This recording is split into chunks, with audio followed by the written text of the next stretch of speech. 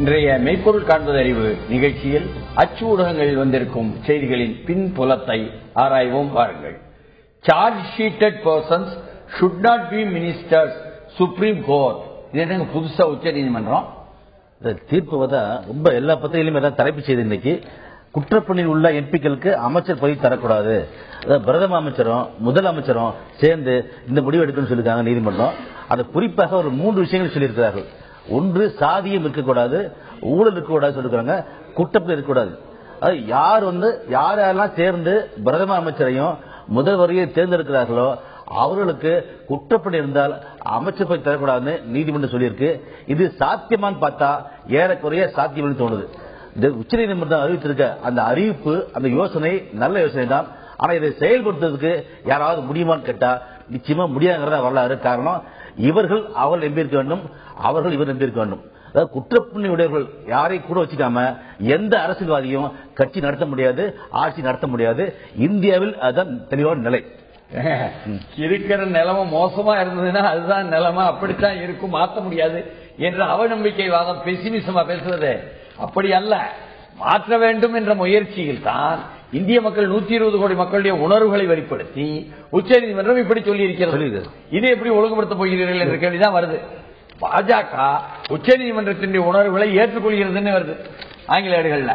உள்ளபடியே supreme court prime minister trusted not to pick ministers facing charges. ஏற்கனவே குற்றப்பத்திரிகையை வாங்கி கையில் வைத்துக் கொண்டு நீதிமன்றத்திற்கு சென்று கொண்டிருக்கும் அமைச்சர்களை ஐயா நல்லா இருக்கியோ, நீங்க அமைச்சர் ஆக்காதியோ என்று சொல்லி ஐயா பிரதமரே, ஐயா முதலமைச்சர்களே என்று உச்ச நீதிமன்றம் கேட்டுக்கொள்கிறது அப்படின்னு ஆலோசனை. அந்த குற்றங்கள் பதிவு செய்யறாங்க, அது நியாயமா செய்யப்படுவதா? ஒரு அரசு வந்தா இன்னொரு ஆட்சியாளர்கள் மேல, அரசியல்வாதிகள் மேல வழக்கப்படுறதும், அந்த ஆட்சி மாறினா அவர் வழக்கு நடக்குது. ஆக நியாயமாக யார் யாரெல்லாம் உண்மையிலே குற்றம் செய்தார்களோ அவர்கள் தண்டிக்கப்படுவதில்லை, அவர் மீது குற்றப்பணி இல்லை. யார் யாரெல்லாம் அந்த அரசியல்வாதிக்கு பிடிக்கலையோ அவர் மீது வழக்கு இருக்குன்னு சொல்லி பொதுவாக குற்றச்சாட்டு இருக்கு.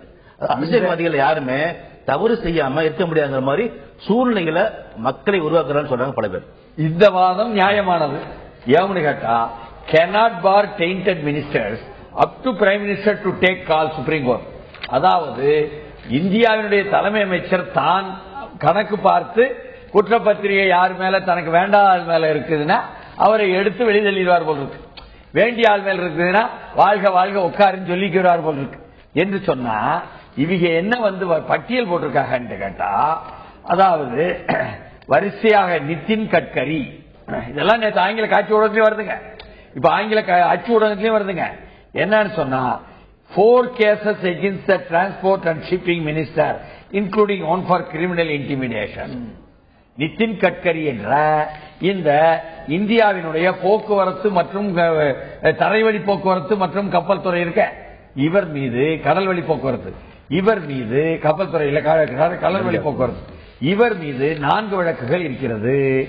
அதுல ஒன்று என்ன, கிரிமினல் குற்ற பின்னணி வழக்கு, ஊழல் வழக்கு, மண்ணாங்கட்டி வழக்கு எல்லாம் இருக்கும் போல் இருக்கு. சரி, Uma Bharathi, the water resources minister has 13 cases pending against her. 13 வழக்குகளை சுமை மாதிரி தூக்கிட்டு வர்றாங்க காவி உடை தரித்து உமா பாரதி. இவங்க யாருன்னா நீர் வழி துறை என்ற அமைச்சர். 2 of these charges are related to attempted murder and 6 are related to rioting.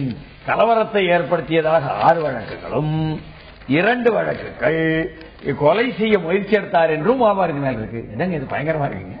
Babur மசூதி இருக்குதுல்ல, அத்வானிக்கு ஸ்வீட் கொடுத்தாரெல்லாம் நம்ம எல்லாம் பார்த்தோமே, அந்த உமாபாரதிங்க. கட்சியிலிருந்து இந்துத்துவம் அதிகம் பேசி வெளியேற்றப்பட்டார அந்த உமாபாரதிங்க. நம்ம ஸ்ரீரங்கத்தில் உள்ள கோவிந்தாச்சாரியா வழிகாட்டல் கொடுத்து வெளியே வந்ததாக சொல்லப்பட்டார்களே சங் பரிவாருக்குள்ள, அந்த உமாபாரதிங்க என்று சொன்னால், ராம்விலாஸ் பாஸ்வான் பாருங்க, தலித் கட்சி தலைவர், என்ன அவர் மேலையும் கன்சியூமர் அஃபேர்ஸ் மினிஸ்டர் என்றதாக நுகர்வோருக்கான அமைச்சர், அவர் மேலே சார்ஜஸ் ரிலேட்டட் டு பிரைபரி, ஊழல் கொடுத்தாரு பண்ணாரு. So does Upendra Kushwaha, MOS for rural development, கிராமப்புற மேம்பாட்டுக்கான இணையமைச்சரான உபேந்திர குஷ்வாகா மேலையும் அதே மாதிரி வழக்கு வந்துட்டா. சரி, அப்புறம் 12 of the 45 ministers in the Modi government have criminal cases pending against them, according to the Delhi-based advocacy group Association for Democratic Reforms என்று 45 அமைச்சர்களை மோடி வைத்திருக்கிறார் என்றால் 12 அமைச்சர்கள் குற்ற பின்னணி உள்ளவர்கள் என்பதாக ஆய்வின் அடிப்படையில் ஆவணத்தை எடுத்து வெளியே போட்டார்கள் அங்குள்ளவர்கள் என்று சொன்னால், 7 of these ministers face serious charges of attempted murder, rioting, electoral violations act, தேர்தல் தில்லு முள்ளு பண்ணியதாகவும் என்ன கொலைகள் முயற்சிகள் வழக்குகளையும் அவர்கள் 7 பேர் இருக்காவோ. அதனால பிரதமரையே he has to bear in mind that unwarranted elements or persons who are facing charge of certain category of offences may thwart or hinder the canons of constitutional morality and eventuality diminish the constitutional trust என்று உச்சநீதிமன்றம் சொல்லிருச்சு. ஐயா, அரசியல் சாசனத்தினுடைய தார்மீக தன்மையையும் அதனுடைய பீரங்கி வாயையும் நீங்கள் கொஞ்சம் புரிந்து கொண்டு அதற்கு தகுந்தாற் போல் இந்த வேலையை செய்யுங்கன்னா, ஹர்ஷ்வர்தன் இருக்கார ஹெல்த் மினிஸ்டர், அதாவது டெல்லியில முதலமைச்சரா நிறுத்துவதற்கு இருந்து இன்றைக்கு சுகாதார அமைச்சர் ஆக்கப்பட்டவர், அவர் has 2 cases against him where charges include rioting. அவருக்கும் கலவரத்தை தூண்டிவிட்டதாக வழக்கு இருக்கு. இத்தனை வில்லங்கங்களுக்கு மத்தியில் தான் இவர்களெல்லாம் இருக்கிறார்கள் என்று சொன்னால், இந்த விஷயத்துல கூட உச்சநீதிமன்றம் சொல்லியிருக்கு. ஆனா பத்திரிகைகளும் ஊடகங்களும் பல்வேறு பெயர்களை போட்டிருக்காங்க. நிதின் கட்கரி பெயர் போட்டிருக்காங்க. இவர்கள் இந்த பட்டியல்ல இந்த 10 பேர் தான் அடக்கமா இல்ல நிறைய பேர் இருக்காங்களா? மத்திய மாநில அரசுகள்ல அமைச்சர் பதவி வருவதற்கு மிக முக்கியமான அடிப்படை தேவையே ஊழலற்ற நிர்வாகம் அப்படின்னு அரசுகள் சொன்னாலும், ஊழலுக்கு துணை போக வேண்டும் என்று யார் யாரெல்லாம் ஒத்து வராங்களோ அவர்களைத்தான் முக்கிய பொறுப்புகளையும் பதவியில் தராங்கன்னு சொல்லி அப்பாவி பொதுமக்கள் சந்தேகப்படுறாங்க. அதற்கு தகுந்த மாதிரி இன்றைக்கு செய்தி பார்த்தா பிரணாப் முகர்ஜி அவர்களும் நம்ம மனிதவள மேம்பாட்டு அமைச்சர் சுல்தான் அவர்களும் ஒரு பேர் இருக்காங்க. இதே இந்த முதல் குடிமகன் சொல்லப்படுகிற அவர் மீது குற்றச்சாட்டு வந்துச்சு. அதாவது 1000 தெரு பதவிகள் இருக்கான்னு சொல்லி அவருடைய கையெழுத்து விடுச்சு. இதை சரிபார்க்க வேண்டிய நீதிபதிகளும் தேர்தல் ஆணையம் இன்னொரு தெளிவாக சொல்ல. இதே அமைச்சர் கல்வித்துறை அமைச்சர் மனிதவள மேம்பாட்டு அமைச்சர் சுல்தான் ராணி என்னன்னா அவருடைய கல்வி தகுதி பற்றி வழக்கு வந்தது. இந்த வழக்கில் கூட தெளிவாக இல்லை. அவருடைய கல்வி தகுதியை பார்க்காதீங்க, அவருடைய பணியை பார்த்து சொல்றாரு மோடி. ஆக மோடிக்கு தெரிந்தாலும் கூட நடவடிக்கை எடுக்க முடியாத சூழ்நிலைக்கு அவர் தள்ளப்பட்டிருக்கிறார். அதாவது apex court puts onus on prime minister and chief minister என்பதாக போடும் பொழுதுதான் மத்திய பிரதமர் முதல் மந்திரிகளுக்கு சுப்ரீம் கோர்ட் யோசனை என்று போடும் பொழுதுதான் இங்க பார்த்தீங்கன்னு சொன்னா, நேற்று காட்சி ஊடகத்துல திமுகவின் காட்சி ஊடகத்துல அதையே எப்படி போடுதாக தெரியுமா?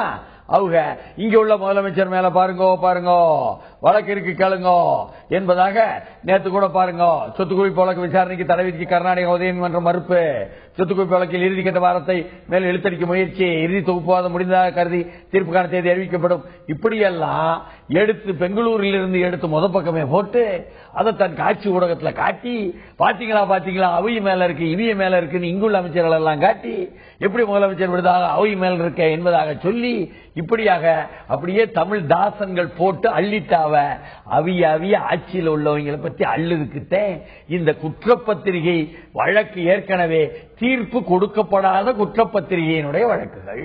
அதிமுக வேறொரு பேச்சு இருக்கு. இந்த ஊழல்வாதிகள் அதாவது அரசியல் அறிமுகப்படுத்தி அவர்களுக்கு ஆதரவு அளித்த குற்றச்சாட்டு யாரும் இருக்குன்னா தலைவர் கலைஞர் இருக்கு.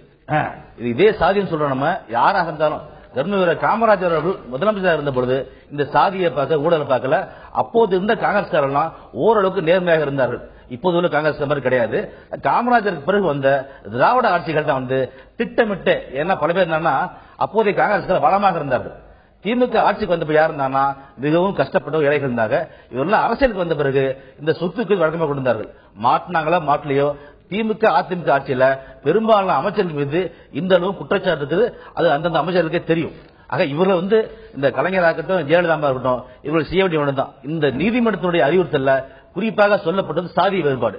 இவர்கள் ஒரு தொகுதியில வேட்பாளர் போடுறப்ப எந்த சாதி வேட்பாளர் போறாரோ அதே சாதி வேட்பாளர் போடாம வேறு வேட்பாளர் போட்டு இந்த ஜனநாயகத்தை காக்கணும். குறிப்பாக ஜெயலலிதா அம்மையார் திருச்சியில ஒரு தலித்துக்கு ஆதரவு கொடுத்தார்.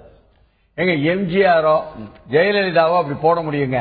அவங்க போட்டா பிசி கூட ஓட்டு போடுவாங்க. திமுக போட மாட்டேங்க அவை என்ன செய்வாங்க என்பதனால ஒரு சிறிய இடைவேளை.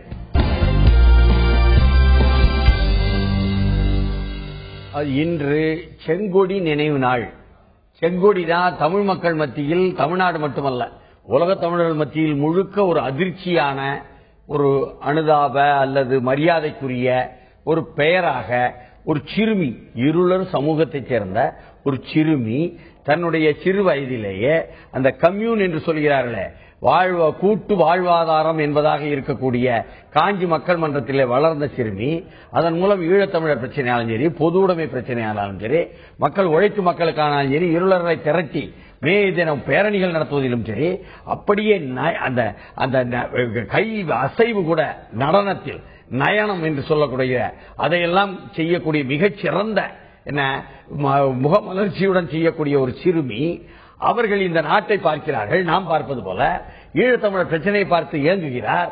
அதே போல அப்படி சிந்தனையுடன் வளர்க்கப்படக்கூடிய, பொது சிந்தனையுடன் வளர்க்கப்படக்கூடிய சிறுமி, அப்படி பாடி ஆடக்கூடிய சிறுமி, அந்த 3 தமிழர்கள் மீது தூக்கு என்றது பெரிய பிரச்சனையா விவாதிக்கப்பட்டதே. அப்படி விவாதிக்கப்பட்ட காலத்தில் என்ன நடக்குன்னு சொன்னா, அவர்களுக்கு தூக்குல இருந்து கீழே இறக்குங்கய்யா என்று சொன்ன நேரம், தமிழக அரசும் அதை நிலைப்பாடை எடுக்காத நேரம், ஐயையோ இறக்க மாட்டாக போல் இருக்கு என்று எல்லோரும் பயந்து கொண்டிருந்த நேரம், அந்த நேரத்தில் இந்த புதிய ஆட்சியாளர்கள் தமிழ்நாட்டில் முதன்மையாக ஆட்சிக்கு வந்த பிறகு அந்த நேரம் பார்த்து ஆகஸ்ட் 28ஆம் நாள் அவர் திடீரென்று தன்னை தீக்கு வைத்து கொளுத்திக் கொண்டு ஒரு கடிதத்தை எழுதி வைத்து அந்த பேரறிவாளனையும் சாந்தனையும் முருகனையும் விடுதலை செய்யுங்கள், தூக்கிலிருந்து கையிலிருந்து கீழே இறக்குங்கள் என்பதற்காக என் உயிரை நான் தத்தம் செய்கிறேன் முத்துக்குமாரை போல என்று சொன்னாரே. முத்துக்குமார் என்பது இப்படியெல்லாம் நெருப்பிடக்கூடாது, தவறு இளைஞர்கள் என்று நாமெல்லாம் சொல்லும் பொழுது, அதே நேரத்தில் அவர் போரை நிறுத்த சொன்னாரே, ஈழத்தினுடைய போரை என்ற நல்ல காரியத்தை சொன்னது இது போன்ற சிறுவர்களுக்கு கெட்ட காரியமாக போய் மனதில் பதிஞ்சிருச்சு. அதனுடைய விளைவாக இது மிகவும் வருந்தத்தக்கது, கூடவே கூடாது என்று நாமெல்லாம் சொல்லும் இந்த நாள் தான் இன்றைய நாள். அதனால நமக்கு என்ன வருத்தம்னா, இன்றைய நாளுக்கு பிறகு 2வது நாள் தமிழக முதல்வர் சட்டமன்றத்திலே அறிவித்து, சட்டமன்ற குறிப்பிலேயே தன்னுடைய உரையில் எழுதி, செங்கொடி என்ற காஞ்சி மக்கள் மன்றத்தைச் சேர்ந்த சிறுமி தன்னைத்தானே தீ வைத்து கொளுத்திக் கொண்டார், இது போன்ற உணர்வுகள் என்பது ஏற்கப்படக்கூடாது. ஆனால் நாங்கள் பேரறிவாளன் சாந்தன் முருகன் 3 பேருக்குமான தூக்கு தண்டனையை குறைக்கிறோம் என்று அறிவித்தாரே. அறிவித்த பிறகும் கூட இன்னமும் நடுவண் அரசுக்கு அந்த மனம் வரவில்லை, உச்ச நீதிமன்றத்திற்கு அந்த நிலைப்பாடு அறிவிக்கப்பட அதிகாரப்பூர்வமாக வரவில்லை என்ற வருத்தம் ஒரு பக்கம். இன்னொரு பக்கத்தில் இதே மாதிரி தானே 7 பேர் ஒரு செங்கோடியுடைய தியாகத்தை நாம் மதித்தால் கூட, தமிழகத்தை சேர்ந்தவர் உச்ச நீதிமன்ற நீதிபதியா போனாரு. அவர் இருக்கும் காலகட்டத்திலாவது நிச்சயமாக இந்த 3 தூக்கு தண்டனை ரத்து செய்யப்படும் உலக தமிழர் மத்தியில் பெரிய எதிர்ப்பா இருந்தது. அந்த எதிர்பார்ப்பு நிறைவேறாம இந்த செஞ்சார். நீங்க பாத்தீங்கன்னா சதாசிவம் என்ற கோவையை சேர்ந்த அந்த நீதியரசர், தலைமை நீதியரசர் உச்ச நீதிமன்றத்துக்கு போன பொழுது அவர் ரொம்ப தெள்ளந்தெளிவாக ஒரு விஷயத்தை சொன்னார். அந்த தூக்கு தண்டனையில் இருந்து ஆயுள் தண்டனையாக குறைக்கிறோம் சொன்னாரு. அது அறிவிச்சாச்சு உச்ச நீதிமன்றம். அறிவிச்ச பிறகு அதுல சேர்த்து என்ன சொல்றாரு, இந்த பிரிவின்படி மாநில அரசுக்கே அதிகாரம் இருக்கிறது, அதனால் நீங்கள் 23 ஆண்டு சிறையில் உள்ளவர்களை 7 பேரையும் சேர்த்து விடுதலை செய்யலாம் என்பதை அப்படி சுட்டிக்காட்டுறாரு. 3 பேர் விஷயத்துல தமிழ்நாடு மத்தியில இந்த தமிழக அரசுடைய கோரிக்கை நீதிமன்றத்துக்கு போறதுக்கு முன்னாடியே விடுதலை செஞ்சிருக்கலாம்னு ஒரு கருத்து இருக்கு. இருந்தாலும் கூட தமிழக வீர பரம்பரை சேர்ந்தவர்கள், அதாவது பெண்கள் அந்த காலத்து பெண்கள்லாம் புலியை முரத்தல் அடித்து துரத்தியவர்கள்.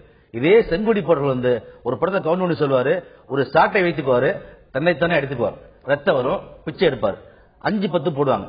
அப்ப செந்தில் சொல்லுவாரு, அந்த சாட்டையை திருப்பி யார் போறாங்களோ மேல அடிக்கும்பாரு, சாட்டையை திருப்பி அடிக்கும் போது காசு அதிகமா வரும், கடைசியில போலீஸ் பிடிபடும், சிறைப்பட காட்சி. ஆக பெண்களோ ஆண்களோ தமிழினத்திற்காக பாடுபட வேண்டுமே தவிர நிச்சயமாக தற்கொலை செய்து கொள்வது முடிவாக ஆகாது, கூடாது, தப்பு நம்ம சொல்லி ஆகணும். அதே நேரத்தில் உச்ச நீதிமன்றத்தினுடைய தலைமை நீதியரசர் சொன்ன மறுநாளே தமிழக முதல்வர் ரொம்ப தெள்ளந்தெளிவாக அந்த விதிப்படியே, அதாவது அதுல என்ன இருக்குன்னா, கன்சல்ட் சென்ட்ரல் கவர்மெண்ட் தான் இருக்குது. ஆங்கில வார்த்தையில் கன்சல்ட் என்றால் கலந்து கொண்டு, அவர்களுடைய கருத்தை கேட்டுக்கொண்டு நீங்கள் விடுதலை செய்யலாம், அப்படித்தான் அறிவிச்சாங்க. இன்று வரை பின்தங்கிய உணர்வில் விவரம் புரியாமல், என்ன அரசியல் தெரியாமல், ஒரு எமோஷனல் உணர்ச்சி வசப்பட்டு இவர்கள் அறிவித்ததனால்தான் நீதி சட்டமன்றத்தில் அவங்க வழக்கு போட்டாங்க, தடை போட்டாங்கன்னு சொல்றாங்க. உண்மை என்னவென்றால் உச்ச நீதிமன்றத்தில் தடை போட்ட, தடை மனு கொடுத்த அந்த ஐக்கிய முற்போக்கு கூட்டணி அரசு கொள்கை ரீதியாக ஏற்கனவே இதை தடை போடுவதற்கு மனோநிலையில் தான், முடிவில் தான் இருந்தது என்ற செய்தி தெரிந்தது. இது அரசியல். அரசியல் தெரியாதவர்கள் இப்படி பேசலாம். ஆனால் அரசியல் தெரிந்தவர்கள் வேற ஒண்ணு கவனிக்காங்க. இதே உச்ச நீதிமன்றத்தின் தலைமை நீதியரசர் முன்னால் போன வழக்கு, இந்த தேர்தல் நடந்து முடிந்த மக்களவை தேர்தலுக்கு சற்று முன்னால், ஒரு வாரம் முன்னால், ஐயா என்னையா நீங்க வந்திருக்கீல அப்படின்னு கோயம்புத்தூர்ல வந்து கேட்காவோ ஊடகவியலாளர்கள், இதுக்கு என்ன செய்ய போறியோன்னு. அது அந்த 24ஆம் தேதிக்கு முன்னால அடுத்த வாரம் அதை பற்றி முடிவு சொல்லிடுவோம், தீர்ப்பு தான் சொன்னாரு. உடனடியாக தமிழ்நாட்டில் உள்ள அரசியல் தலைமை, ஆஹா நீங்கள் தேர்தலுக்கு முன்னால் அறிவித்து விட்டால் தமிழ்நாட்டு தேர்தல் குழம்பி விடுமே, அனைத்து தொகுதிகளும் 39 தொகுதிகளும் அந்த பக்கம் போய்விடுமே, முதல் பேருக்கு அப்படி போய்விடுமே என்று சொல்லி போட்டு உடனடியாக குறுக்கிட்டு அந்த சதாசிவத்தின் மீது ஒரு தாக்குதல் தொடுத்தது இருக்குதே, அரசியல் நோக்கம் என்பதாக அவர் ஆடி போய் எனக்கு அடுத்து வரக்கூடிய அரசாங்கம், இன்னைக்கு இருக்கிற அரசாங்கம், நீங்க உடனடியாக எனக்கு ஒரு கமிஷன் போடணும் ஐயா, எனக்கு ஒரு பதவி கொடுக்கணும் ஐயா என்பது போல கான்ஸ்டிடியூஷன் பெஞ்சில் தள்ளி விட்டுட்டார் அரசியல் சாசன சபைக்கு. தமிழ்நாட்டு மக்கள் என்றைக்கு இனத்தை பார்த்து வாக்களித்திருக்கிறார் என்பதனால நாம் ஒரு சிறிய இடைவேளைக்கு பிறகு பார்ப்போம்.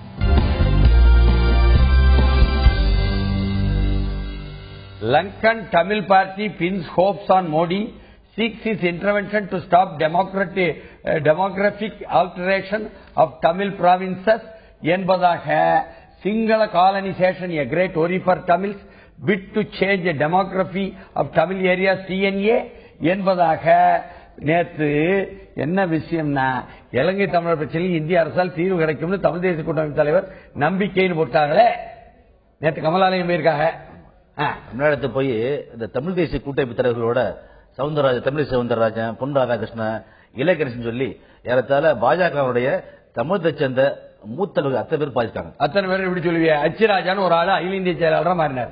அவர் ஈழத்தமிழருக்கு எதிராகவே பேசிட்டு இருக்கார். அவர் வந்து உட்காரல அந்த கூட்டத்தில். மத்திய அரசுடைய மோடி அவர்கள் வந்து இந்த பிரச்சனையை, இலங்கை தமிழ் பிரச்சனையை சிறப்பாக கையாளுங்கிறதுக்கு சிறந்த உதாரணம் இதான். வந்து டெல்லிக்கு போய் எல்லாத்தையும் விரிவாக கேட்ட பிறகு நீங்க தமிழ்நாட்டுக்கு போங்க, அங்க தலைவர்கிட்ட பேசுங்க, அவங்கள்ட்ட புரிய சொல்லியிருக்காரு மோடி. தமிழக பாஜகவுக்கு தருகிற நல்ல மரியாதை இது. இந்த தமிழகத்தை சேர்ந்த இந்த தமிழக தலைமையிலான குழு வந்து இதை யோசிச்சு தெளிவாச்சு இந்த முடிவை மோடி சொன்னா, அவர் வந்து இந்திய இலங்கை நல்லுறவு கெடாத வகையில் அதே சமயத்தில் தமிழர்களுக்கு தீர்வு எடுக்க பாடுபடுவார்கள், நம்பிக்கை வந்திருக்கு. இந்த சம்பந்தம் சொல்லிட்டு கடைசி வரைதான் ஒரு கேள்விக்குறி இருக்கு. இந்த தமிழக பயணத்தில் நான் யாரையும் சந்திக்க போவதில்லை சொல்லிருக்காரு. எக்ஸப்ட் பாஜகவை தவிர யாரையும் சந்திக்க போகலையா இவர். அதாவதுங்க, இது இரா சம்பந்தனும் சுமந்திரனும் உள்ள நிலைப்பாடு. தமிழ் தேசிய கூட்டமைப்பிலிருந்து பலர் வந்தாங்க. மாவே சேனாதி வந்தார், அதே மாதிரி சுரேஷ் பிரேமச்சந்திரன் வந்தார். அவர் சுரேஷ் பிரேமச்சந்திரன் ஸ்ரீ ரவிசங்கரை பார்த்து கூட உட்கார்ந்து பேசிட்டு இருந்திருக்காரு 2 நாள் பெங்களூர்ல. என்ன வில்லங்கம்னு சொன்னா, ரவிசங்கர் சொல்லித்தான் தமிழகத்தினுடைய முதல்வர், இன்றைய முதல்வருக்கு அந்த விஷயத்தினுடைய கொடூரம் விளங்கிச்சு. ஆழம். ஆமா, ஆழம்.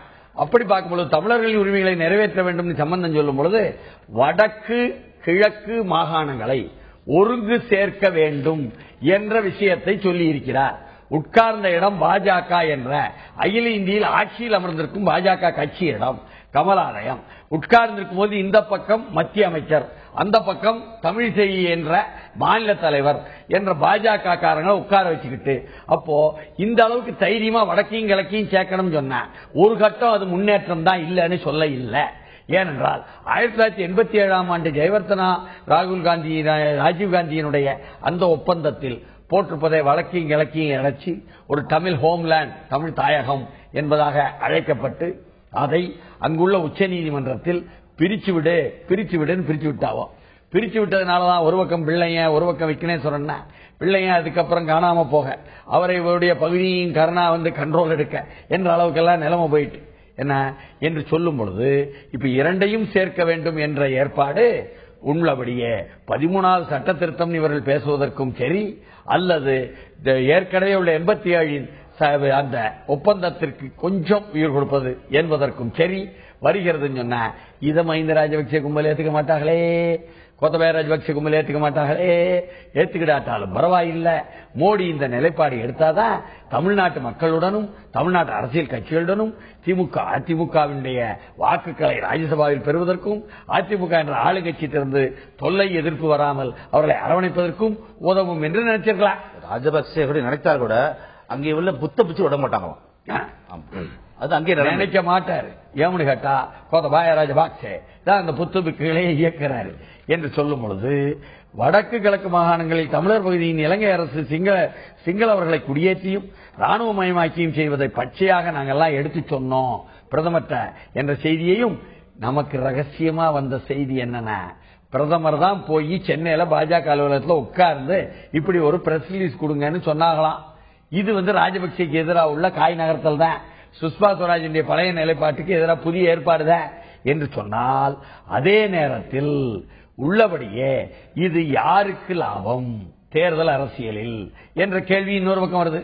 அந்த தேர்தல் அரசியலை எடுத்துக்கிட்டா இதை வச்சு பாஜக ஆடிக்கிடிக்கையா ஆட்டம் தமிழ்நாட்டில் நாங்க அதிமுக எதிர்ப்பு ஓட்டுக்கள் எல்லாம் நாங்க பயன்படுத்திக்கிடுவோம், அதெல்லாம் எங்களுக்கு தான் சொல்லுதாங்களே. அறிவாலயம் மகிழ்ச்சி அடையலாமே, பாஜகவும் அறிவாலயமும் தேமுதிகவும் சேர்ந்தால் நாங்கள் வந்து விடுவோம் என்று அவர்கள் கனவு காணலாமே. ஆனாலும் கூட தமிழ்நாட்டு மக்கள் எல்லாம், ஈழத்தமிழர்கள் எல்லாம், உலகம் முழுக்க உள்ளவர்கள் எல்லாம் எதிர்பார்ப்பது இந்திய அரசு ஆதரவு கொடுக்கணும், எங்களுக்கு அங்கீகரிக்கணும் எங்களுக்கு தமிழீழத்தின் விடுதலைக்கு.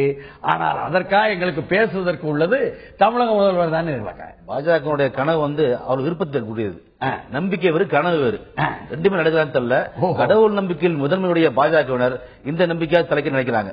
ஆனா தமிழகத்தில் அத்தனை வாய்ப்பு இருக்கான்னு போக போக தான் தெரிய வரும். அதுக்காகத்தான் Jaffna gets India funded industrial estate என்று யாழ்ப்பாணத்தில் வேலை வாய்ப்புக்காக அப்படி ஒரு தொழிற்பேட்டை உருவாக்குகிறேன் என்பதாகவும் இறங்குறாங்களாம் டெல்லிக்காரங்க. இத்தனை வில்லங்கங்களுக்கு மத்தியில டெல்லி வில்லங்கமே பெரிய வில்லங்கமாய் போச்சுன்னு நேத்து குண்டக்க மண்டக்க ஆகி போச்சுங்க. ரூமர்ஸ் ராக் கவர்மெண்ட் அரசாங்கத்தை ஆட்டிடுச்சு. Rajnath outburst forces PMO Shah to issue clean chit. என்ன பத்தி வந்திருக்கியா, சொல்லுங்கய்யா, உங்க கருத்தை சொல்லுங்கய்யா, வெளியே சொல்லுங்கய்யா என்று தலைமை அமைச்சர் அலுவலகத்தையும் அமித்ஷா என்ற பாஜக தலைவரையும் நிர்பந்தம் செய்தார் உள்துறை அமைச்சர் ராஜ்நாத் சிங் என்பது போல வந்திருக்க. இது என்னங்க வில்லங்கம்? அமைச்சர் பிரதம மந்திரி வெளிநாடுகள் போறப்ப யார்கிட்ட பொறுப்பை படிச்சாகணும். இப்படி பொறுப்பு ஒப்படைக்கிறப்ப எந்த சீனியர் மந்திரிட்ட பொறுப்பு ஒப்படைக்கலாம்னு டிஸ்கஸ் நடந்ததான் இறுதியில் முடிவு செய்யப்பட்டவர் ராஜ்நாத் சிங். அதாவது சக அமைச்சர்கள் ராஜ்நாத் சிங்க்கு முக்கியத்துவம் தரக்கூடாதுன்னு சொல்லி வேண்டும் என்று இந்த வதந்தியை பருப்பதாக சொல்வது டெல்லி வட்டாரம். அப்படி சொல்லுதாங்க அவங்க வட்டாரம். Prime minister's hawk eye adds grist to rumour mills என்பதாக இவங்க போட்டாங்கன்னா, BJP battles to quell infighting propaganda, உள் சண்டையை என்ற பரப்புரை எதிர்த்து உள்ள சண்டையில தான் நிக்குதான். என்ன who is spreading rumours as party circles, கட்சி வட்டாரம். யார் இந்த வதந்தியை கிளப்பியது?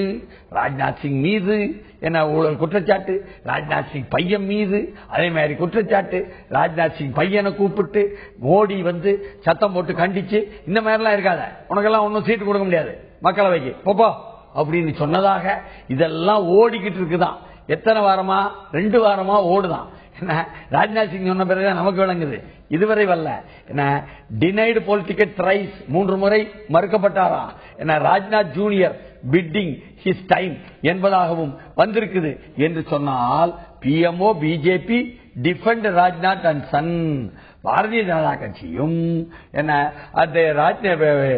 தலைமை அமைச்சர் அலுவலகமும் ஐயா ஐயா அதெல்லாம் இல்ல, வதந்தி அத்தனையும் பொய், Rajnath Singh defends son against rumours அவரும் கூட சேர்ந்துகிட்டு அத்தனையும் பொய்ன்னு சொல்லுதாங்களே. நீங்க சொன்ன மாதிரி மீண்டும் கிளம்பியது நம்பர் 2 விவகாரம் தான், பங்கஜ் சிங் என்ற ராஜ்நாத் சிங் விவகாரத்தில் என்று சொல்லும் பொழுது மகன் மீதான குற்றங்கள் என்ன என்பதாக ஆங்கில பெயர் கொண்ட தமிழ் ஏடு எடுத்து போட்டு அவருக்கு மீது என்னெல்லாம் குற்றம் ஏற்கனவே சொன்னாக என்பதையும் எடுத்து போட்டா, சில பேர் எதிர்கட்சி கேட்காத காங்கிரசும் நம்ம இடதுகட்சாரிகளும் யார் அப்ப வதந்தி கிளப்பியது? வதந்தி யாருமே நாங்க சொல்லல, எதிர்கட்சி சொல்லல. நீங்க வதந்தி இதுன்னு தலைமை அமைச்சர் அலுவலகத்தில் இருந்தோம், அமித்ஷாவும் சொல்லியோ. அப்ப யார் கிளப்பியதா சொல்லுங்க, வெளிப்படையா சொல்லுங்க, என்ன வேணும் சொல்லுங்க என்பதா அவங்க கேட்காவ.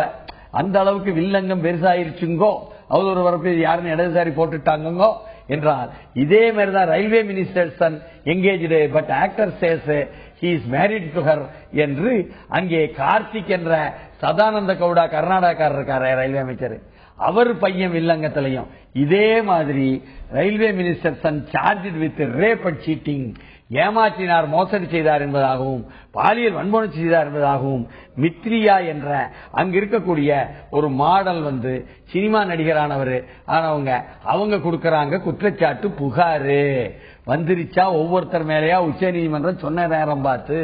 ஆனா மறுத்துக்கிறாரு, அந்த சதானந்த மகன் மறுத்துக்கிறாரு, அவரும் மறுத்துக்கிறாரு. தமிழ்நாட்டை பொறுத்தளவு மாண்புமிகு ஜெயலலிதா மற்ற குற்றச்சாட்டு பற்றி எப்படி தெரியாது, பாலியல் குற்றச்சாட்டு வந்தா அது ஓரளவுக்கு ஆதாரம் குற்றச்சாட்டு வந்தவுடனேயோ சம்பந்தப்பட்ட அமைச்சர்களையோ மாவட்ட செயலாளர்களையோ தயவுதாட்சியை பார்க்காம நீக்கிறதுல வல்லவர் மருவ ஜெயலலிதா. அதனால ஒரு சிறிய இடைவேளை. இன்னைக்கு ஒரு விளம்பரத்தை போட்டிருக்காங்க, நாட்டின் பொருளாதார வளம் ஏழை மக்களின் நலனுக்காக பயன்படுத்தப்பட வேண்டும், இந்த மாற்றம் இங்கிருந்து தொடங்குகிறது என்று நரேந்திர மோடி ஆகஸ்ட் 15 சொன்னதை எடுத்து அவங்களே அவிய மூலம் நிதி சேவைத்துறை மூலமா ஒரு விளம்பரத்தை மத்திய அரசு கொடுத்து பிரதமர் மக்கள் நிதி திட்டம்னு எனது வங்கி கணக்கு எனது வாழ்க்கை கணக்கு என்பதாக இன்னைக்கு நாள்ல புதுடில்லியில 4 மணிக்கு விஞ்ஞான் பவன்ல தொடங்கி வைக்காரு பிரதமர்னா, நாடு பூரா அனைத்து மாநிலங்களிலும் 600க்கு அதிகமான மாவட்டங்கள்ல தொடங்கப்படுதாமே. இந்த நேரத்தில் வங்கிகள் 70,000க்கு அதிகமான முகாம்களை ஏற்பாடு செய்திருக்காம இங்க ஒருத்தர் யார் வராரு, மத்திய அமைச்சருக்கு வர்றாங்க. ரவிசங்கர் பிரசாத் என்ற சட்ட அமைச்சர் சென்னை வருகிறார். அவர் வருது முக்கிய, அதோட முக்கிய சிறப்பு அம்சம் மத்திய அமைச்சர் வருகிற அதே வழியில் மாலையில் நடக்கிற விழாவில் தமிழகத்தை சேர்ந்த மாநில நிதியமைச்சர் ஓ பன்னீர்செல்வம் கலந்துக்கிறாரு. அதாவது மத்திய அரசுடைய திட்டத்திற்கு உடனடியாக அரசாணை போட்டு அசைத்திருக்கிறது தமிழக அரசு.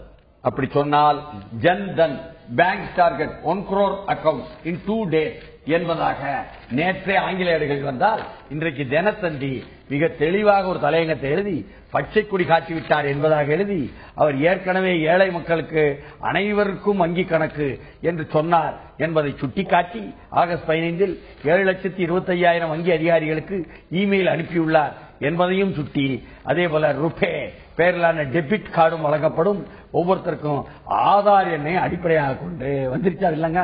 அது மட்டும் இல்லாம கணக்கில் வரவு வைக்க முடியும் நேரடி மானியங்களும் இந்த கணக்குல ஆரம்பத்தில் 2,000 ரூபாய் வரை ஓவர் டிராப்ட் பெற முடியும். என்ன வாங்கிய கடன் இந்த ஓவர் டிராப்டை திருப்பி கட்டுபவர்களுக்கு 6 மாதங்களுக்கு பிறகு 5,000 ரூபாய் ஓவர் டிராப்ட் வாங்க முடியும். 7,50,00,000 பேர்களுக்கு இந்த வங்கி கணக்கு தொடங்குவதற்காக 60,000 முகாம்கள் நடத்தப்பட இருக்கின்றன என்பதையெல்லாம் போட்டு இத ஏடிஎம் குண்டக மண்டக பயன்படுத்துறாங்களே அதை ரிசர்வ் வங்கி கை வைக்க போகுதான். அதை சென்னை, பெங்களூரு, மும்பை, டெல்லி, கல்கத்தா, ஹைதராபாத் ஆகிய 6 இடங்கள்ல கணக்கு இல்லாத வங்கி ஏடிஎம்கள்ல பணம் எடுப்பதற்கு உச்சவரம்பு 5லிருந்து 3 குறைக்கப்பட போகுதான். அதையும் சுட்டிக்காட்டி இப்படியாக வந்திருக்கக்கூடிய விஷயங்கள்ல 5 முறைக்கு மேல ஒருத்தர் பணம் எடுத்தாருன்னா ஒரு மாதத்துல அவருக்கு 20 ரூபாய் கட்டணமா வசூலிக்கலாம்னு ஏடிஎம்ல போட்டா எடுக்க மாட்டார்ல. அதுவும் அதே வங்கியில வங்கியில கணக்கு இருக்கோ அந்த வங்கியில எடுத்தாலே 5 முறை எடுத்தாக்க பணம் சொல்றாங்க. நம்ம நிதியமைச்சர் பழைய நிதி சொன்னார், ப. சிதம்பரம் சொன்னார். தேர்தல் தோல்விக்கு பிறகு காரணம் கேட்டாங்க. அழகா சொன்ன ப. சிதம்பரம், காங்கிரஸ் கூட்டணி அரசுடைய கொள்கைகளையும் அந்த செயல்பாடுகளையும் திட்டங்களையும் செயல்படுத்தணும். ஆனா செயல்படுத்தப்பட்ட திட்டங்களுக்கு உரிய விளம்பரமோ மரியாதையோ யாரும் செய்யலன்னு சொன்னார் சிதம்பரம். உங்கள் பணம் உங்கள் கையில் சொன்னாங்க போன அரசு, அந்த திட்டம் தான் இப்ப சுத்தி வளர்ச்சி இப்படி வருது. ஆனா ஏடிஎம்ல நீங்க பயன்பாட்டுக்காக கட்டணமே வசூலிக்க கூடாதுன்னு தினத்தந்தி தலையங்கத்தில் அவங்க கேட்டுக்கிட்டாங்க. இது ஒரு விஷயம். வங்கி கணக்கு நேரடியாக அனைத்து மக்களுக்கும் கொடுப்பது என்பது நல்ல விஷயம்னு பொதுவா சொன்னாலும் அவங்களுக்கு நேரடியா போய் சேருது நல்ல விஷயம் தான். யாரும் இடையில இடைத்தரகர் எடுத்துட முடியாது என்ற ஊழலை ஒழிப்பது என்பது நல்லதுதான் என்றாலும் மாநில உரிமைகளில் தலையிட்டு நீங்கள் நேரடியாக கேஷ் டிரான்ஸ்பர் என்ற பண பரிவர்த்தனை செய்வது என்பது எப்படி சரி என்ற மாநில உரிமையை எழுப்பப்பட்டதை தமிழ்நாட்டில் இருந்தும் பல மாநிலங்களில் இருந்தும் சிதம்பரம் காலத்தில் அதுதானே இப்ப மறுபடியும் வரும். காங்கிரஸ் ஆட்சி செய்தப்ப இதே தமிழக சார்பாக அறிக்கை கொடுத்தாங்க, இதை எதிர்த்து இப்போது ஆதரிக்கிறார்கள். இது ஒரு நிலைமைன்னா மத்திய அரசு தான் மாநில மக்களுக்கு உதவி செய்துங்கிற மாதிரி வருகிற தேர்தல்கள்ல மத்திய அரசோ பாஜகவோ சொல்லுவதற்கு வாய்ப்பு நிறைய இருக்கிறது. சிவகங்கையில் ஏற்கனவே 100 நாள் வேலை திட்டத்தை என்னதான் தமிழக அரசும் பஞ்சாயத்துகளும் அமலாக்கினாலும் நாங்க தான் கொண்டாந்தோம் ஓட்டு போடுங்கன்னு மூதாட்டி ஓட்டுக்களை எல்லாம் வாக்குவதில் வெற்றி கண்டாரே ப. சிதம்பரம். வெற்றி பெறலையே, மொத்தத்துல வெற்றி பெறல, ஆனால் வெற்றி பெற்றதா எழுதி போட்டார்ல, அது அப்படி அப்படி அப்படி வெற்றி. இந்த முறை வெற்றி பெறல, போன முறை இப்படி சொன்னாங்க பரமுறை. ஆனால் அதே போல நாளைக்கு பாஜக இப்படி செய்யாதுங்கிறது என்ன நிச்சயம்? செஞ்சாலும் கூட தமிழக மக்கள் ஏமாற மாட்டாங்க. சுதந்திரத்துல ஆற்றிய உரையை உடனடியாக நிறைவேற்றிருக்காரு மத்திய மோடி அவர்கள். ஆனா இதுல பெரிய வில்லங்கம் என்னன்னா, என்ன யோசிக்கிறார்கள் பொதுத்துறையினர்? இந்த இன்சூரன்ஸ் சொல்றாங்க, இந்த இன்சூரன்ஸ் நாளைக்கு தனியாற்ற போக போதா, அரசு துறை சேரப்போதா அப்படின்னு குழப்பம் தான் இருக்கு. நிச்சயமாக எந்த அரசியல்வாதியுமே அரசு துறைக்கு பெரும்பகுதி வருவாய் வரக்கூடிய இந்த இன்சூரன்ஸ் தரமாட்டான்னு சொல்றாங்க. எப்படியோ மோடி அவர்கள் இந்த திட்டம் பொதுமக்களுக்கான திட்டம் சொன்னாக்க நிச்சயமாக பொதுத்துறைக்கு தான் தர வேண்டும் விரும்புறாங்க. ஆனாலும் இதில் ஆதார் எண்ணை அடிப்படையாக வைத்து என்பதுலதான் சிக்கல் வருது. இன்னும் முடியல, பல பேருக்கு புரியல, புரிஞ்சிருச்சு உண்மை.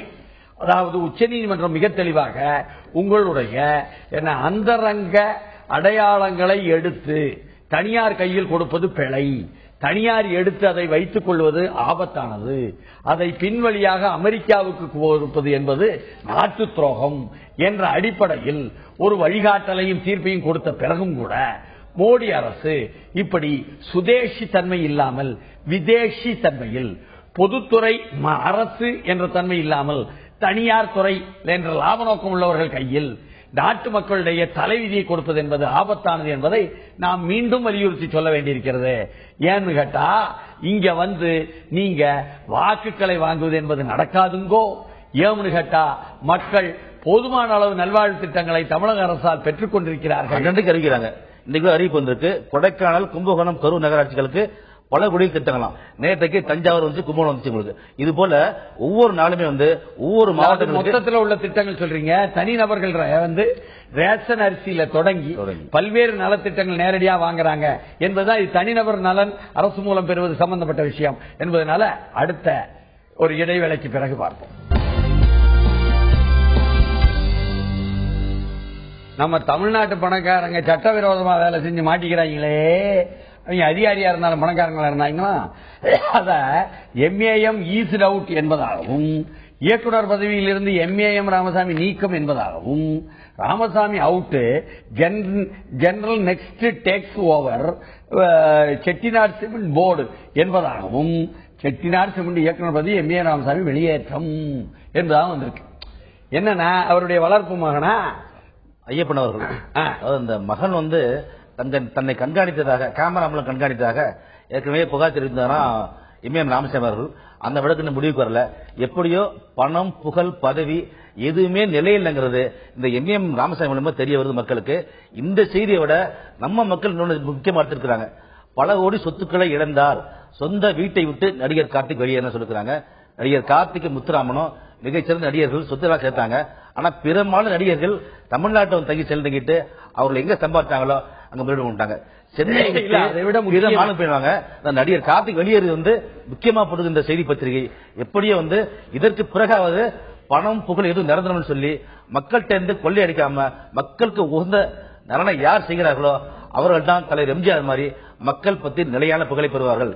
அப்படி மக்கள் விஷயத்துலதான் பெரும் பணத்தனவந்தர்கள் இப்படியாக கல்விக்கு வள்ளல் என்ற பெயரை, பொய்யான பெயரை வெளியே காட்டி கட்டண கொள்ளையை கொள்ளை மேல் கொள்ளை அடித்து அதன் மூலம் தங்களுடைய பல்கலைக்கழகத்தில் மாபெரும் பல்கலைக்கழகத்தையே அரசு எடுக்கும் நிலைமைக்கு தள்ளிவிட்டு தன்னுடைய வளர்ப்பு மகன் கூட தன்னை கவனிக்கிறார் என்று சொல்லி கவனித்ததுல கிடைச்ச செய்தி தான் இவர் அவசரமா ஒரு அதிகாரியை பிடிச்சு அந்த அதிகாரிக்கு லஞ்சம் கொடுத்து அதன் மூலம் செஞ்ச சட்டவிரோத செயல்ல இவரையும் கைது பண்ணணுமேனு சிபிஐ மத்திய அரசு தான் தலையீடு. அது செய்யும் பொழுது அதுல வயதானவர் 83 வயதுக்காரங்க இதுக்காக விட்டு கொடுத்திருக்காவோ என்பதையும் சொல்லி மருத்துவமனையில் போய் படுத்துருவாரு சொல்லுறாங்க. வாரிசு இருந்தாலும் பிரச்சனை தான், வளர்ப்பாங்க பிரச்சனை தான் என்பதனால அவர் மிக தெளிவா சட்ட ரீதியாக அந்த வளர்ப்பு மகன் பிரச்சனை அல்ல, சட்ட ரீதியாக வந்திருக்கிறார் என்பதுதான் நிச்சயம். சட்டவிரோதமாக போனது தந்தை நாய் போச்சு என்பதை சொன்னா அதை திருப்பி அந்த போர்டை கூட்டி இயக்குநர்களை இவரை வெளியேற்றிட்டாருன்னு வந்துருச்சா? அதனால இதுக்கு யார் பணம் கொடுத்தான்னு தெரியல. இல்ல, தப்பு செய்தால் தண்டனை அனுபவித்தாக வேண்டும் என்று தெரியுது. ஆனால் இதே சமயம் மத்திய அரசு தலையீட்டுல மாதம் ஒரு சிலிண்டர் கட்டுப்பாடு நீக்கம் என்ற நல்ல செய்தியும் வந்திருக்கிறது. ஐக்கிய முற்போக்கு கூட்டணி அரசு மாசத்துக்கு ஒரு சிலிண்டர் தான் என்பதாக எரிவாயு உருளை சொல்லிச்சு. இது எப்படியா, நீங்க வாங்க விட்டியனா விட்டதுதான். ஆனா இந்த அரசு என்ன சொல்லுது, கட்டுப்பாடு தளர்த்தல். ஏனென்றால் ஒரு மாதம் நீங்க சிலிண்டர் வாங்காம கூட இருப்பியோ, போன மாதம் வாங்கினதை வச்சு ஒப்பேத்துவியோ, திருவிழா காலத்துல கூட ஒண்ணு வாங்குவியோ. அதனால 12 மாதத்துக்கு 12 சிலிண்டர் போதும் ஐயா. பெண்கள் மத்தியில் பெரிய வரவேற்பு இருக்கு. ஆமா என்று சொன்னால், சிங்கப்பூரில் தமிழ் வாலிபர் படுகொலை என்பதாக தினத்தந்தியில் வந்திருக்கக்கூடிய இந்த செய்தி என்பது உள்ளபடியே சுரேஷ் சிங்கப்பூர்ல கொல்லப்பட்டு இன்னைக்கு பாடி வருது தேவகோட்டைக்குன்னு சொன்ன அந்த வில்லங்கம் என்பதற்கு அங்க தமிழரான திருப்பதி வீரப்பெருமாளை பிடிச்சு வச்சிருக்காங்க, நான் இல்லைன்னு சொல்லுதாரு என்று சொல்லும் பொழுது, ஐயா அங்க உள்ள வில்லங்கமே வேற ஐயா, பின்னால் அரசியல் எல்லாம் இருக்கு ஐயா. ஏற்கனவே போன மாதம் ஐயா இதே மாதிரிதான் அந்த ஊஞ்சனையை சேர்ந்த ராமு என்பவர் கொல்லப்பட்டார் என்று வரும்பொழுது, இதே சுரேஷ் அவர் இரவுச்சேரியில் அம்மா எல்லாம் இருக்கக்கூடியவர், அப்படிப்பட்டவர் ஏற்பாட்டில் தான் பண்ணதாகவும் அதுக்கெல்லாம் ஏற்பாட்டுக்கு அரசியல் பின்னணி இருக்கு என்பதாகவும் ஒரு பேச்செல்லாம் வருது அங்கிருந்து என்பதனால, இல்லையா காரைக்குடி வட்டாரத்துக்குள்ள செஞ்சிருங்க என்று தேவகோட்டையிலிருந்து அறந்தாங்கிலிருந்து காரைக்குடி இப்படியெல்லாம் வரக்கூடிய அதிகாரிகளுடைய ஒத்துழைப்புல செஞ்சது என்ற விஷயமும் இல்லையா. ஏற்கனவே அது கொடவாசல் வர போய் சிலரை நாகப்பட்டினத்துல கொண்டு போய் அவங்க விட்டாங்க, சரண்டராக சொன்னாங்க. இந்த சுரேஷ பெங்களூர் போய் பிளைட் ஏற்றி விட்டாங்க, அங்க இங்கிருந்து போய் பண்ணிட்டு திரும்பி வந்துட்டாங்க என்ற அளவுக்கு அது வருது. தொடர் கொலைகள் நடக்கும் நிலைமை இருக்க, அதிகாரத்தில் பதவியில் இருக்கக்கூடியவர்களை, அரசியலில் இருக்கக்கூடியவர்களை கொஞ்சம் சரியா கவனிச்சு கட்டுப்படுத்துங்கன்னு நாம சொல்ல வேண்டியிருக்கு. கொலையில சம்பந்தப்பட்டது இங்கே இருந்து அங்க போய் கொலை பண்றாங்க, அங்கிருந்து கொலை பண்றாங்க. இது யாருன்னு யோசிச்சாக்க ஒரு குறிப்பிட்ட சமூகறாங்க. பாரதிராஜா வந்து லண்டன்ல போய் ஒரு படம் எடுக்க போறாராம். அந்த படத்துக்கு பேர் குற்றப்பரம்பரை. குற்றப்பரம்பரை சொன்ன உடனே நமக்கு என்ன நினைவு இருந்தாக்க, தமிழ்நாட்டில் அதே சமூகத்தில் வந்து இன்னைக்கு முன்னேறி பொருளாதாரத்திலையும் பதவிகளையும் எல்லாத்தையும் முன்னுக்கு வந்திருக்கு. இதற்கு பிறகு இந்த சமூகம் வந்து இந்த வன்முறையை கையெடுக்க கூடாதுன்னு நினைக்கிறாங்க. ஆனா விடுதலை சிறுத்தைகள் கட்சி பிரமுகர் கார் மீது பெட்ரோல் கொண்டு வீச்சு கும்பகோணத்தில் பரபரப்புன்ட்டு இங்கேயும் வருதே. எல்லா சமூகத்திலையும் இப்படி குற்றங்கள் நடக்கு என்பதுதான் நாம பார்க்கணும். அது மாதிரி US begins air surveillance of ISIS in Syria after President Nod என்பதாகவும், US spends spy planes over Syria என்பதாகவும், US mobilizes allies for assault on ISIS என்பதாகவும், British Muslims best antidote to British joining ISIS says UK Deputy Prime Minister என்பதாகவும் தொடர்ந்து நேற்று வந்திருக்கக்கூடிய செய்திகள் IS Frankenstein monster unleashed என்பதாக.